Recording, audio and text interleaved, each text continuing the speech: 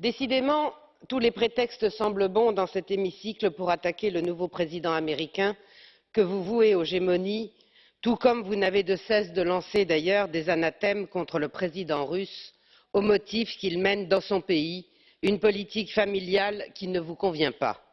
Je comprends votre frustration de voir votre modèle de société rejeté et je m'en réjouis. Les États-Unis ne chercheront plus à imposer au reste du monde, par le biais d'ONG comme le Planning familial international, des normes politiques héritées de la révolution culturelle de mai 68. Et c'est une bonne nouvelle. La volonté américaine de bouleverser les structures familiales traditionnelles et sa promotion agressive de l'avortement urbi et orbi n'était pas en effet acceptable. Mais l'Union européenne n'a manifestement pas cette sagesse. Le rétablissement par M. Trump de la politique de Mexico, adoptée par les présidents républicains depuis Reagan et interdisant le financement des ONG pro-avortement, est un signe que notre vieux monde s'écroule, et cela vous effraie. À tel point d'ailleurs que le gouvernement socialiste français s'est cru obligé de faire voter une loi visant à interdire les sites internet qui simplement présentaient des solutions alternatives à l'avortement. Je n'ai pas entendu d'ailleurs à ce moment là les habituels chantres de la tolérance s'indigner de cette atteinte manifeste à la liberté d'expression. En revanche, pour faire la morale à M. Trump, la gauche, sa cohorte d'associations idéologisées et la droite molle se mettent toutes en branle. Mais c'est le droit le plus strict des États-Unis de choisir leurs propres critères de financement des ONG.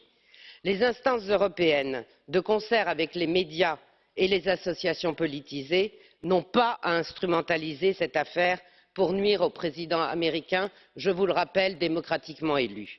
Ce sont les mêmes qui sans cesse invoquent le droit international pour forcer les États à se soumettre aux dogmes libertaires qui, ici, ignorent superbement à la fois la souveraineté des États et les engagements internationaux. À l'heure où près de 50 millions d'avortements sont pratiqués chaque année à travers le monde, la réduction du recours à l'avortement devrait réellement devenir un objectif de santé publique, comme le stipulent les engagements internationaux pris lors de la conférence du Caire en 1994. Merci. Merci beaucoup. Madame Arnautu, acceptez-vous une question dans le cadre de la carte bleue? Je vous en prie. Posez votre question.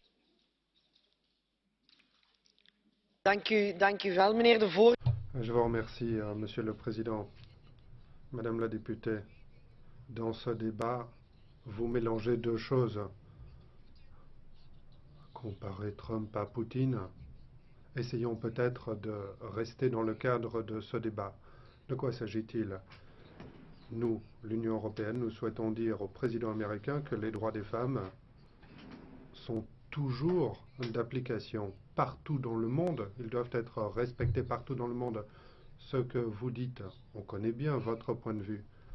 Ce que vous dites revient à condamner l'avortement. Mais vous êtes contre le droit de toutes les femmes à disposer de leur corps. À chaque minute, il y a des femmes qui meurent dans le monde en raison d'un avortement pratiqué dans de mauvaises conditions. Et ces femmes, nous devons les aider. Merci. Merci beaucoup, Madame Arnautu. 30 secondes, pas plus. Il ne vous aura pas échappé que je suis une femme et je suis un député français élu au Parlement européen. Ce que je vois, moi, c'est que dans mon pays, depuis 20 ans, il y a 200 000 avortements par an et que malgré toutes les campagnes d'information, ces avortements ne diminuent pas. Je vous dis aussi qu'il y a eu énormément de campagnes d'information, que contrairement à ce que vous dites, et c'est une contre-vérité, nous ne sommes pas contre le droit à l'avortement ni contre le droit à l'information.